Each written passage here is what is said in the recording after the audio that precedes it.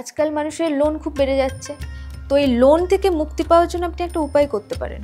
আপনার যদি লোন থেকে শোধ হয়ে যাবে, আপনি কি করবেন, মঙ্গলবার দিনকে হনুমানজির মন্দিরে যান এবং একটা ভোজপত্র যে কোনো পূজার দোকানে পাওয়া যায়, ভোজপত্রতে লিখবেন যে রামজির দোহাই, আমার এত টাকা লোন আছে, এই লোনটা শোধ হয়ে যায়।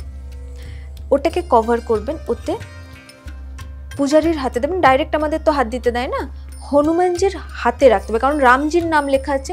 ওটাকে হনুমানজির পায়ে রাখলে হবে না, হাতে রাখতে হবে, ঠিক আছে? হাতের কাছে রেখে আর একটা নারকেল, তাতে লাল চুনরি নেবেন আর চামেলির তেল আর হনুমানজির যে সিঁদুর, কমলা রঙের সিঁদুর, ওতে একটা স্বস্তিক এঁকে দেবেন, ওপরে রাম লিখে দেবেন।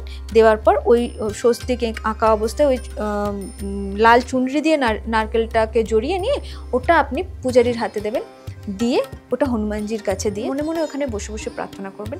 ওখানে বসে 3 বার হনুমান চল্লিশা পড়বেন এবং মনে মনে প্রার্থনা করবেন যে প্রভু, আমি আপনার শরণে এসেছি, আমার যে ঋণ আছে, এই ঋণ থেকে মুক্তি কীভাবে ঘটাবে তুমি জানো, আমার এই ঋণ থেকে তুমি মুক্তি ঘটিয়ে দাও। আর ফেরার সময় কিন্তু আর পিছন ফিরে তাকাবে না, সোজা বাড়ি চলে আসতে হবে।